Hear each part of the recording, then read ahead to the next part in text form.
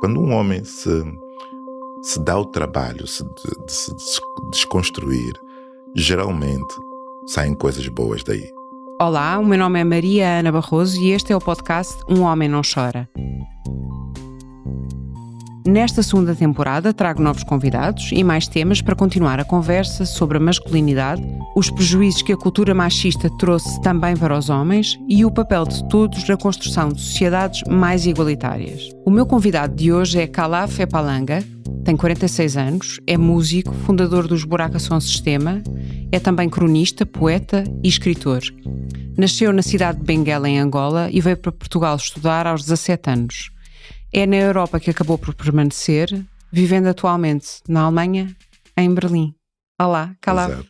Olá. Bem-vindo.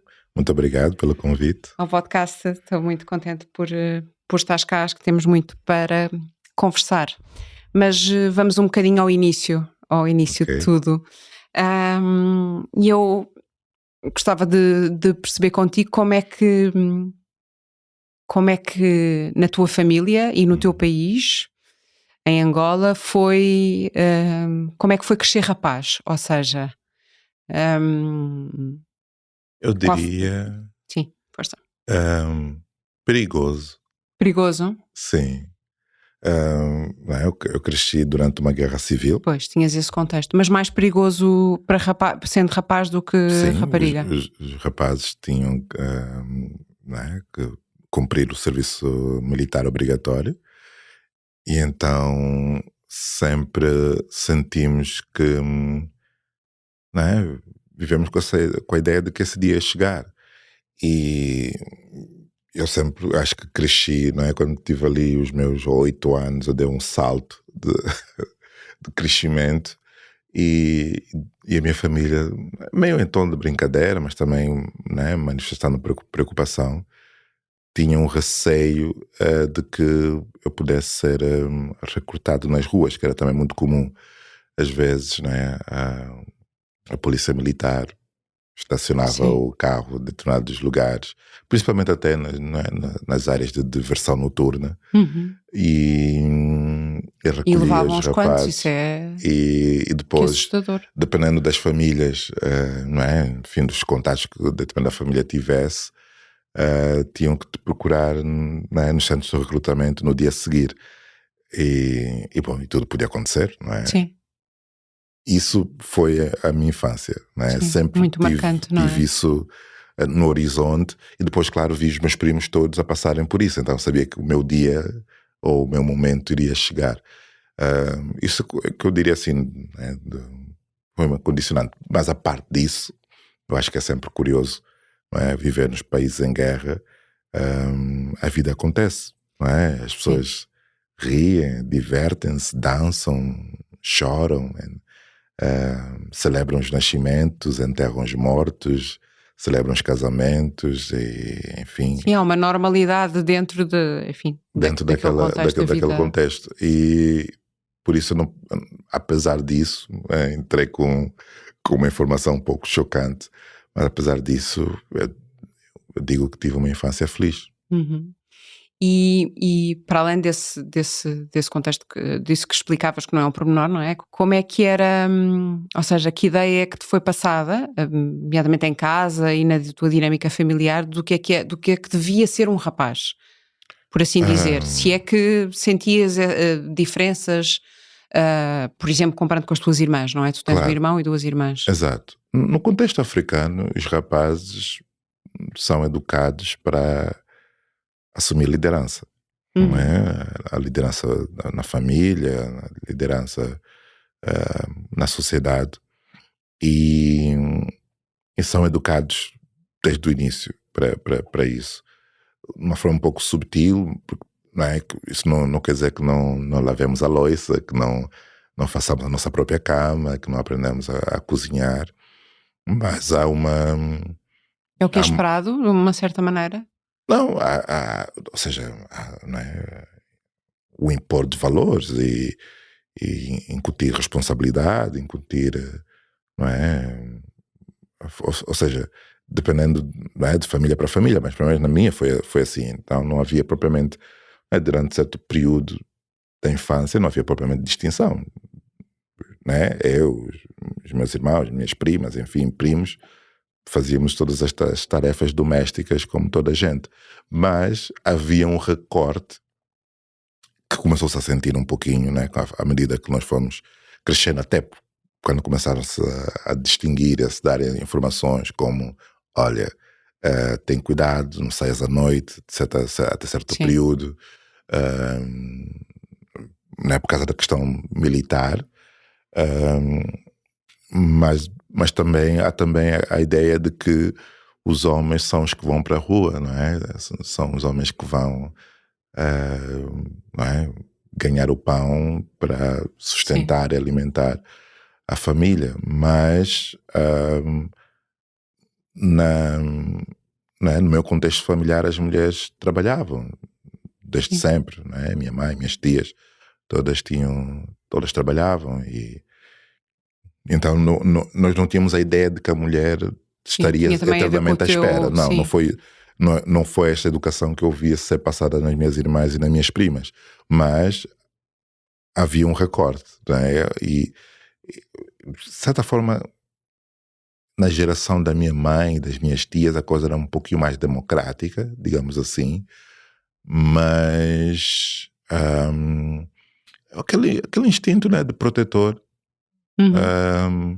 de estar pronto, né, para assumir certas responsabilidades.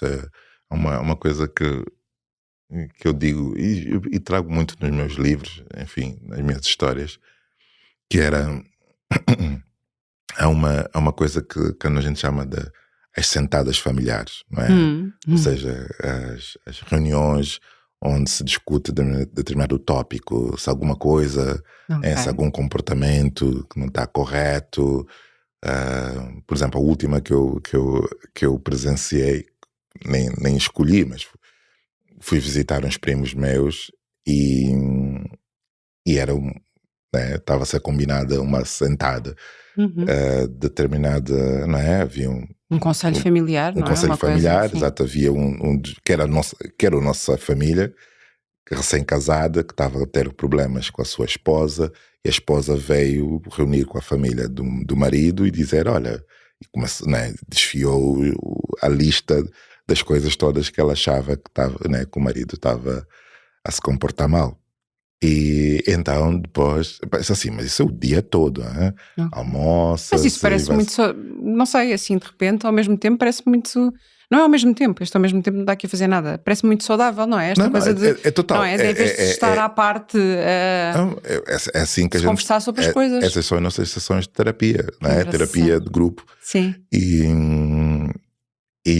então, né, lá ouvimos os problemas e depois ouvimos o lado do rapaz, né, que vai se defender ou algo assim do género. Depois há, né, que pode ser o mais velho ou, de certa forma, quer dizer, até são outros membros da família que falam primeiro e depois vem aquela pessoa mais idónea, que não tem que ser necessariamente o mais velho. Geralmente mas não tem que ser. Mas é o homem? Não necessariamente também. Não necessariamente. Okay. No caso, né, dessa reunião, era um dos meus primos, que por acaso eu falo muito dele nos meus livros, e eu senti pela primeira vez de que esse título, não é? essa voz, essa autoridade é conquistada. Não, ou seja, não é uma coisa que te será atribuída, não é por seres o mais velho da família que vais herdar o cajado do avô X ou Y e que serás depois, né, a pessoa que... Muito pelo contrário. Isso é conquistado, e é conquistada pelos teus exemplos, conquistada pelas tuas palavras e conquistada pela tua, né, leitura e imparcialidade, enfim, há todo um fator, uma soma de requisitos. Pelo respeito e não por uma autoridade pré-imposta, exatamente. Não é? De alguma forma. E eu senti, não é? Porque obviamente estava ali, enfim, estava já a apanhar uma seca, então tive que participar de alguma forma, e eu senti que se eu vivesse em Angola, provavelmente eu poderia, né, ser apontado como essa pessoa. E não é porque, enfim, né, aliás, não tenho, né, prazer nenhum em fazer isso, mas facto é que as pessoas, né, pela tua maneira de ser, etc, poderão te procurar. Mas eu também sinto isso em alguns amigos africanos, porque eu tenho, obviamente, amigos de todos os grupos, que quando faz-me rir, mas que é uma coisa realmente muito africana. Eu lembro também um casal de amigos nossos, né, foi passar um verão connosco lá em casa, e era da altura, eu acho que eles estavam a ter também uma crise matrimonial, e a pessoa em questão é, assim, 2 décadas mais velha do que eu, não é? Não vou revelar quem é, mas é uma pessoa que admiro muito, que é um dos meus mentores, de facto, e estava a ter uma crise matrimonial, estava a atravessar uma, e de repente, durante o pequeno almoço, assim, do nada, a esposa dessa figura né, que eu noto um respeito muito grande, virou-se e disse: olha, o teu amigo está a fazer isto, e começou ou seja, a reproduzir tudo aquilo que eu conheço das sentadas familiares. Eu digo assim, eu não pedi isso, eu não quero estar aqui nessa posição, por amor de Deus. Mas pelos vistos... Não, mas é isso, é uma coisa que se conquista, e que as pessoas, de certa forma, sentem essa vontade de atribuir essa responsabilidade, e, enfim, convém estar à altura, e é uma honra também. Sim. Mas agarrando nisso de uma forma não isenta, tendo em conta o tema deste podcast, e voltando à questão do como é que foi crescer rapaz na tua família, e para lá, indo um bocadinho mais a fundo naquilo que me dizias, tu achas que o homem que és hoje e que é procurado ou visto como alguém, não sei, mais sábio, ou pelo menos, enfim, sim, não quero entrar aqui... partilhar um conselho que seja útil. Sim, não é? sim, que seja respeitado. Achas que és um homem diferente do que se calhar era esperado de ti, ou do que é o teu pai? E quando eu pergunto um homem diferente, eu falo precisamente nestas questões da ideia das diferenças homem-mulher, ou do que é esperado do homem, como tu próprio dizias, embora não tenhas tido isso em casa com os teus pais, porque a tua mãe também era provedora. Sim. Mas tu achas que és um homem diferente pela vida que depois tiveste do que se calhar poderia ter sido? Eu sinto o facto de ter saído, no momento que saí de Angola, mudou-me aos 17 profundamente. anos, não é? Sim, profundamente. E, de certa forma, eu estar em cima do muro e me posicionar e querer estar em cima do muro,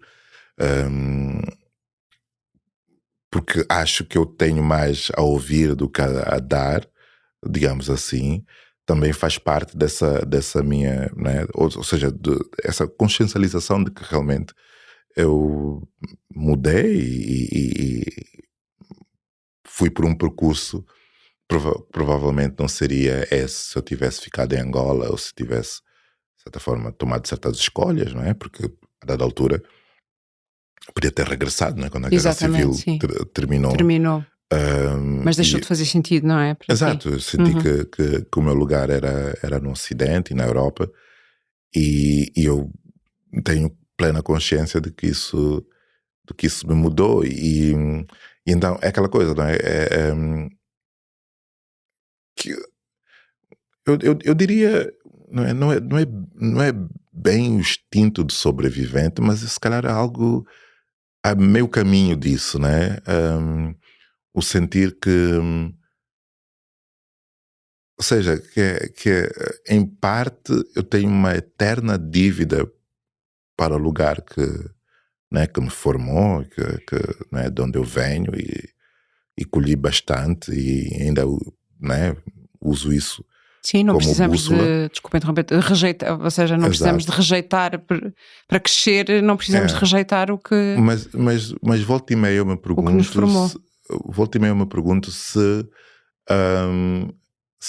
a minha responsabilidade, ou seja, o meu papel não seria não é, dar de volta, não é, contribuir para, sei lá, construir os próximos homens da minha família, não é? De certa forma, eu meio que me afastei, não é? Tenho plena consciência disso.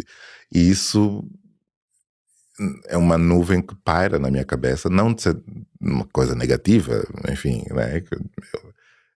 Mas é uma coisa que está presente e de certa forma o que me atrai na literatura é exatamente isso, é poder, não é, partilhar ou contribuir de certa medida, porque eu sinto que o que preciso, que se calhar até pode ser completamente disparatado, mas eu sinto que o que eu preciso não está em Angola nesse momento, está algures, enfim, é essa eterna procura, a eterna busca, mas eu acho que isso também é uma das condições, não é, da arte, não é? Essa perpétua busca, não é? Sim, e a inquietação permanente. Quase. Exato. E isso está muito presente em mim. Eu sinto que eu não tenho, neste momento, essa resposta em Angola, não é? Há muita coisa que eu vou frequentemente, não é? A minha média são 2 viagens por ano para beber, absorver, até duas razões. Uma, eu sinto que é extremamente cansativo viver no Ocidente também.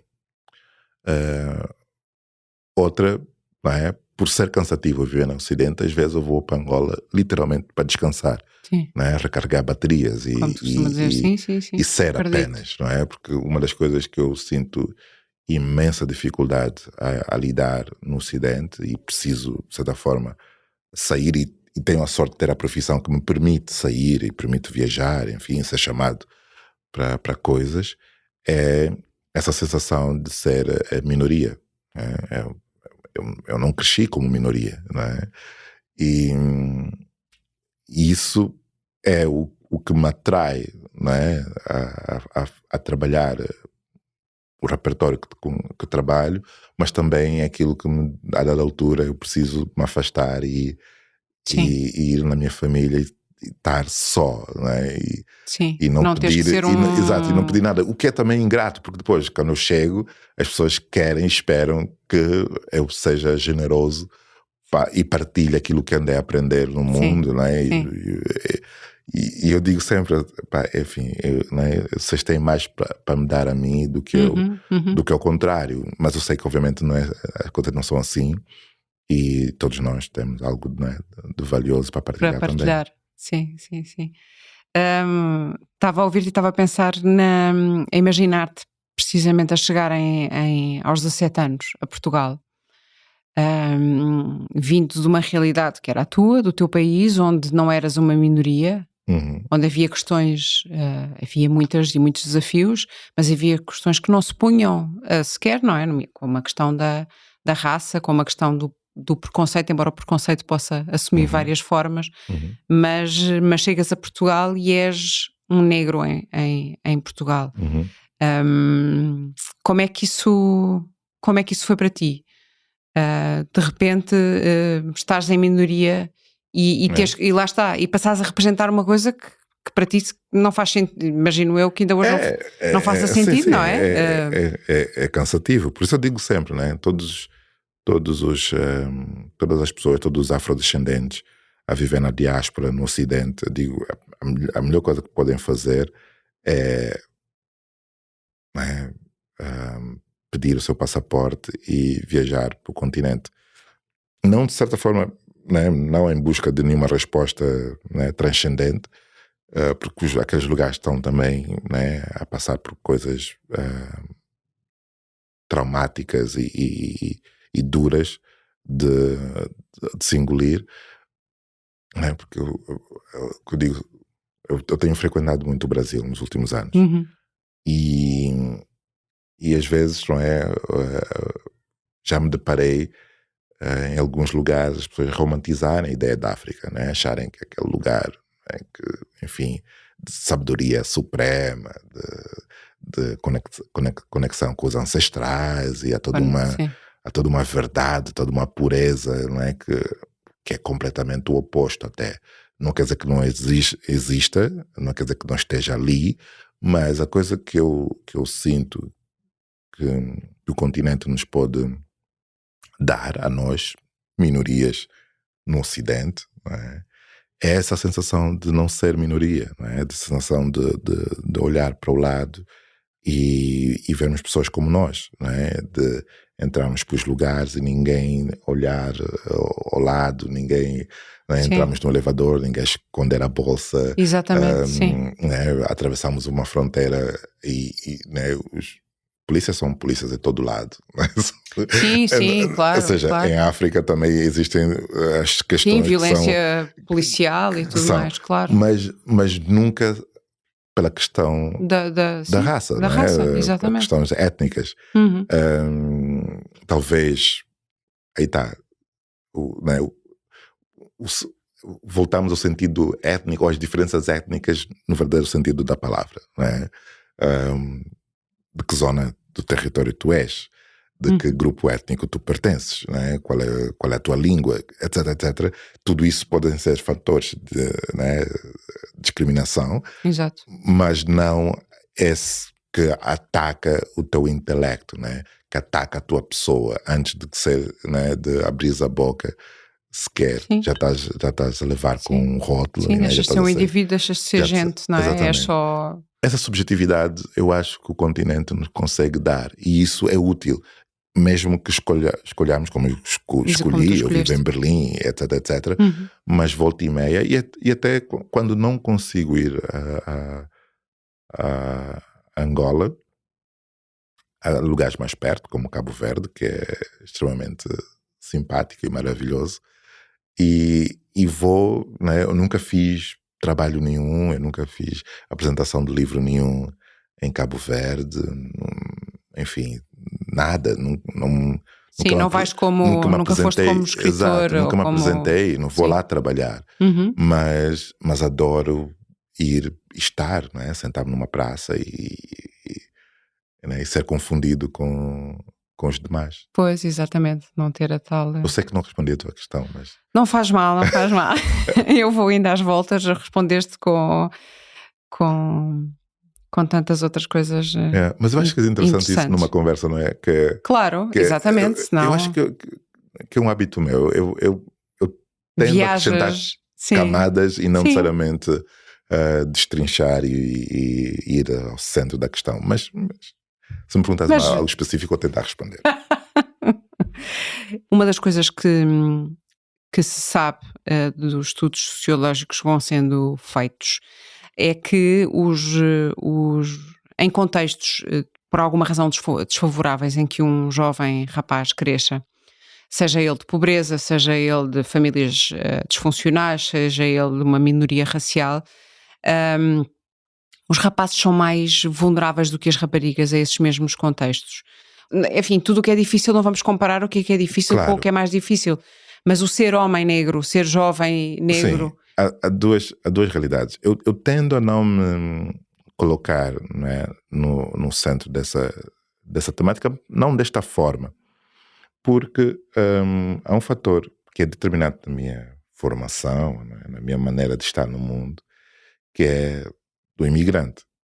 Né? Então, quando eu chego a Angola, eu chego nessa condição, imigrante.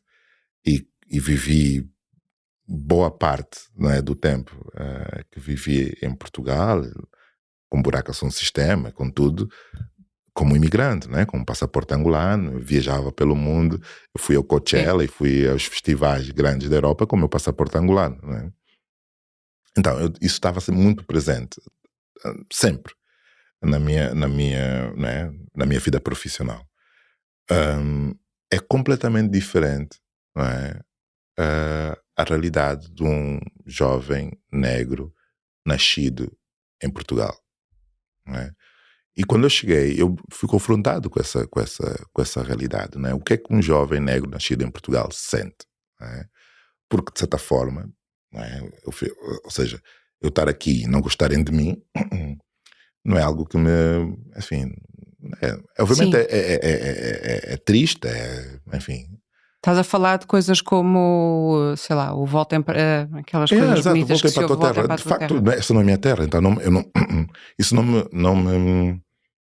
me aflige. Não é? Eu lido com isso de uma forma bastante natural até. Não é? Enfim, sou capaz de até dizer, são ignorantes, enfim, aquelas coisas, né? Aqueles clichês todos que a gente diz quando somos deparados com essas situações. Mas a coisa bate diferente quando alguém nasceu aqui, não é? Quando seus pais nasceram aqui, não é? Quando, enfim, quando isso é uma realidade, o que é que essa pessoa faz? Não é? Ela não conhece a África, não conhece, não é, de certa forma, as tradições africanas, digamos assim, o que ela conhece é Portugal. E isso é de uma violência tremenda. E eu sou muito solidário para com os afro-europeus. Eu sei que é um termo novo, que ainda está a ser bem, enfim.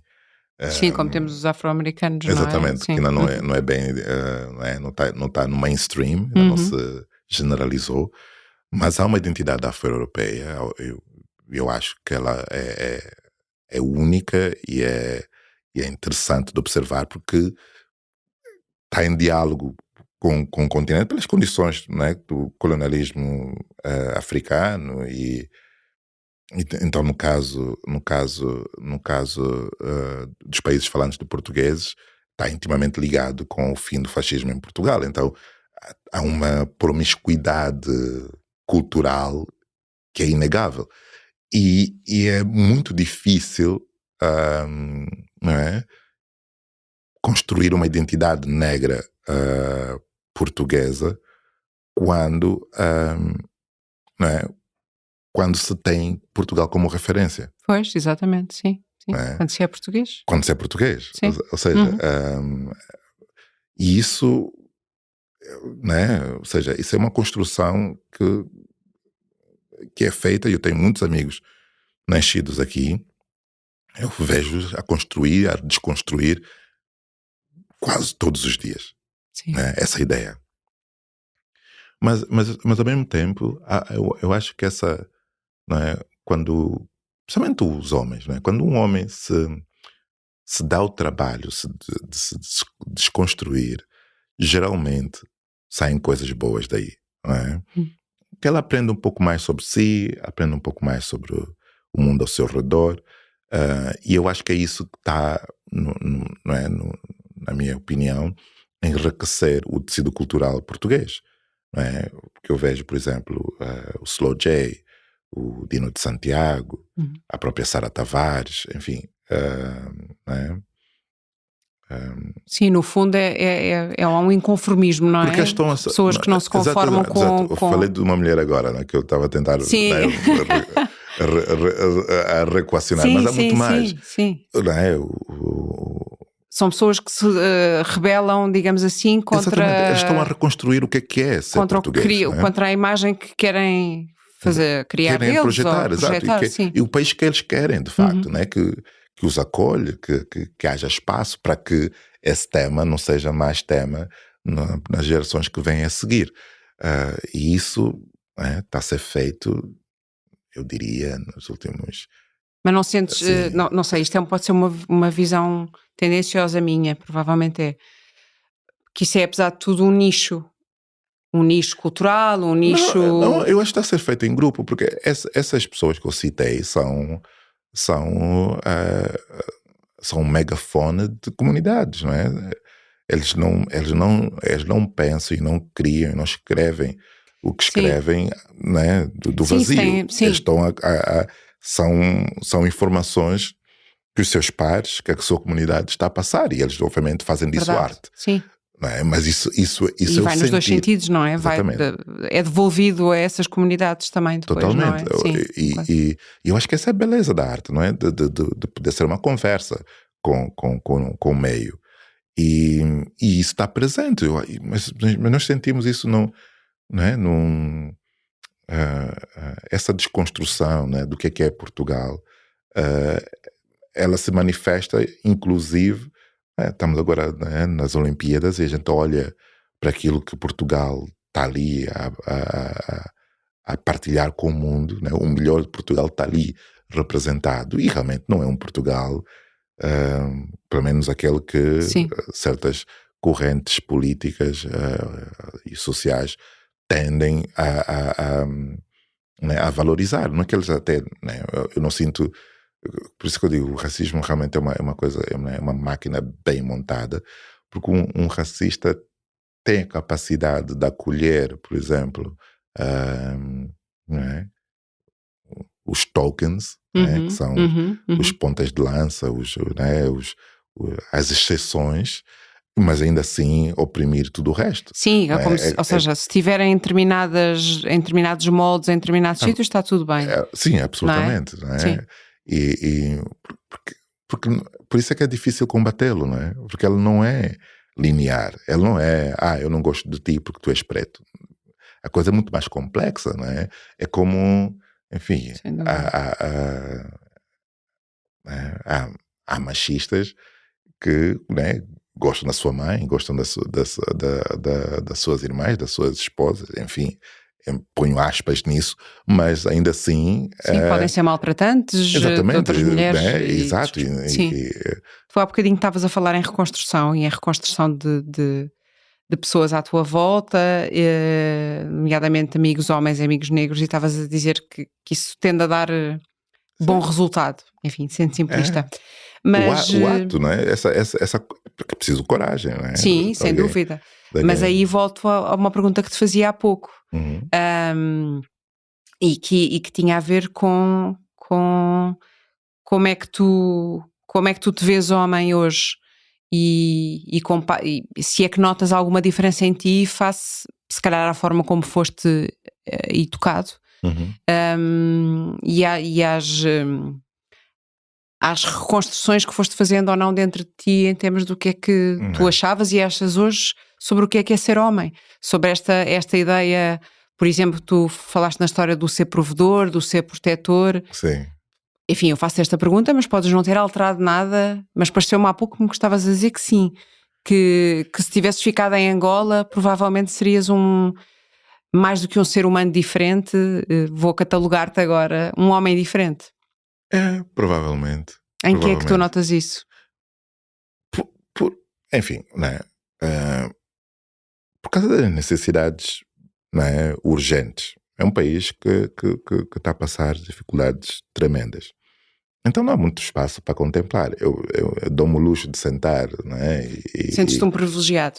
absolutamente, Hum. né, e, e é curioso, né, para responder diretamente. Eu acho que o que tem realmente me ensinado a ser homem é a paternidade. Né? Eu acho que, pelo menos para mim, eu sei que não é, há Mas homens que é, são incríveis e não são pais, e isso não os diminui, não é, como é evidente, sim, mas é a não os tua torna, né, menos homens do experiência. que isso, mas porque eu sou confrontado com questões muito interessantes. Né? A última questão que o meu filho me colocou foi: pai, como é que eu identifico um racista? Né? Ele tem 7 anos e meio. É o teu mais velho, não é? É, E depois tens mais um rapaz de exato, 2 e uma rapariga de 6. Oh, exatamente. que tá, sim. E, e é curioso, né? Eles são europeus, são berlinenses, nasceram em Berlim. ehm, e como eu sou confrontado com questões assim muito elementares, muito básicas, que, né, que eu não tinha Sim, resposta, né? Como é que identificas um racista? Eu disse assim, ok, no meu tempo eles eram um pouco mais visíveis, né? Andavam de cabeças rapadas, vestiam de certa maneira, mas hoje já não é assim. Então a coisa está muito mais, né, dissimulada. Mas tu vais perceber no tom, vais perceber, etc, etc. Mas assim, mas estou eu, né, a ensinar o meu filho de 7 anos e meio a navegar num mundo que provavelmente ele vai se deparar com isso. sim, Né? sim. Ah, Uma nova geração, mas com questões infelizmente exatamente. E parecidas. isso, né? Ou seja, aí tá, não é a questão da resposta. Não é? Eu acho que o ser homem não é só a questão, né, do providenciar e do proteger e do ter a resposta. eu acho que a grande sacada para mim é eu estar presente. Eu acho que o poder estar presente e poder navegar sobre essa questão com o meu filho, eu acho que isso é o que me faz homem, não é?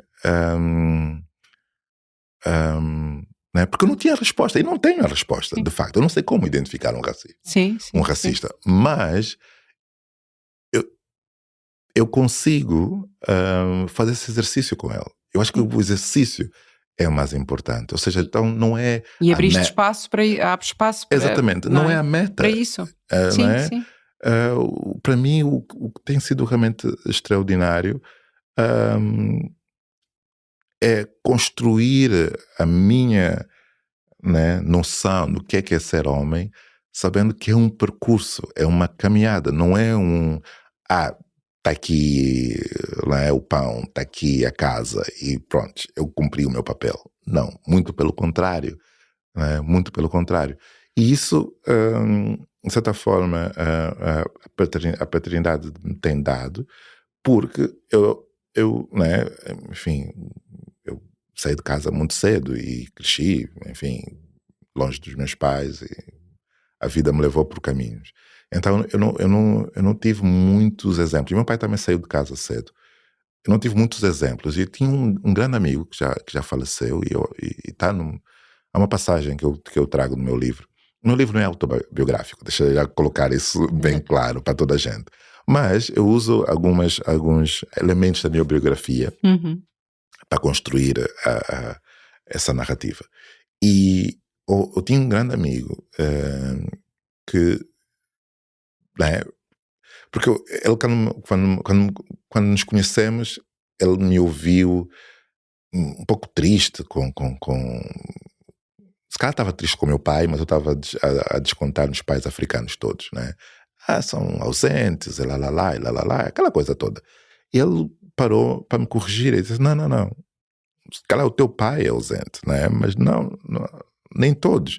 E ele, quando começou a contar a história dele, e realmente o pai dele teve grandes períodos de ausência, né? Porque era militar e participou na Guerra de Libertação, enfim. Mas estava presente. Ou seja, e o que é que era esse estar presente? Como é que tu lês esse... Eu gostaria de me cruzar com ele agora, que sou pai, para poder dizer isso. E ele dizia uma coisa que eu usei essa frase exatamente no livro, que é, ele disse, tu vais ter dificuldade a ser pai, porque tu não tiveste exemplos, né? Tu não viste, né, o teu pai a ser pai, né? O meu pai foi aparecendo intermitentemente na minha vida, mas ele disse, ele usava a frase, as mulheres têm isso por instinto, não é? A maternidade, porque, enfim, carregam a criança durante 9 meses, também, enfim, biologia. Nós temos que aprender a ser pais, e geralmente aprendemos a ser pais no momento que a criança nasce, não é? É ali onde geralmente a coisa, não é? Sim, que nos cai a ficha. Exatamente, a realidade se instala. E ele disse que vou ter dificuldades porque eu não tenho exemplos. E de facto ele tem razão. E o que é profundamente ingrato, não é, para com as mulheres e para com a minha esposa e com não é, o papel dela como mãe, é que eu espelho muito a minha paternidade, não é, nela. O que, não é, ou seja, como o que assim? é estranho, ou seja, que é a forma como ela, né, se entrega ao ato de ser mãe, de certa forma me dá argumentos para eu construir a minha própria ideia de como é que eu quero ou como é que eu sinto. Mas depois aí que está a coisa curiosa, por isso que eu disse que eu gostaria de eu encontrar agora, já não posso, e de conversar com ele, porque a coisa interessante foi que o que eu descobri, pelo menos com 13, e dá para descobrir, né, porque então tem um bom sample, exato, é que os filhos te ensinam a ser pai. Eu acho que essa é para mim a minha grande sacada, porque o meu filho, por exemplo, né, que é o mais velho, ele faz certas perguntas, faz certas questões, a minha filha me faz outras, por exemplo. E, ou seja, eu durante, né, os primeiros tempos eu me espelhava muito na minha mulher e via, né, tipo, as brincadeiras, os jogos, etc, etc, que é coisa que eu não consigo competir de todo, não tenho a abertura psicológica para não me entregar, né, naquele tipo de atividades, mas traz outras coisas. sim, e é aquilo que os meus filhos procuram, de certa forma, né? E é essa coisa, não é, não é, respondendo à tua questão, não é, como é que estar presente se dá. Sim. Que eu acho que é muni-lo das ferramentas que serão úteis, não é? Olhar para o mundo com um olhar crítico, por exemplo, não é? Olhar cada vez mais importante, sempre foi, mas agora extremamente. E mais, é uma coisa que eu acho que temos vindo a perder, essa, né, que é uma coisa que é curiosa, né, que os meus pais me deram, que eu não valorizei até ser confrontado com isso. Como sempre acontece. Que é um olhar horizontal para a vida, não é? Tentar eliminar hierarquias e tentar, acima de tudo, nutrir um gosto por cultura geral, digamos assim. Eu sei que é um clichê horrível dizer isso, mas é fundamental, não é?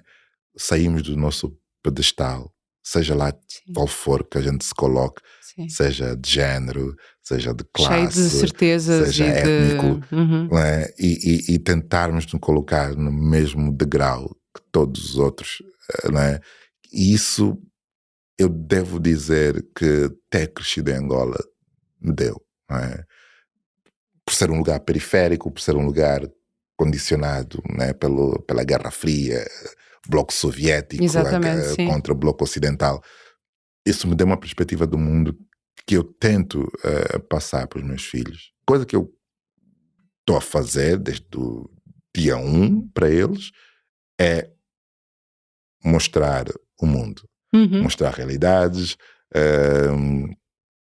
tirá-los né, da zona de privilégio que eles se encontram, viajar, conhecer, viver, ter assim uma visão ampla de que realmente nem fomentar tudo, neles o mundo não é. E a tal curiosidade, exatamente, tu falavas também. O mundo não se resume a 3, 4 bairros em Berlim. Exatamente, sim. Ou a 3, 4 grupos de WhatsApp ou canais de YouTube. Muito bem. Obrigada, Calaf, por teres vindo. E com isto terminamos a segunda temporada do podcast. Obrigada a todos que ouviram e podem sempre voltar a ouvir ou ouvir os que não ouviram ainda da primeira e da segunda temporada do podcast nas plataformas onde costumam ouvir os vossos programas. Obrigada. O público fica no ouvido.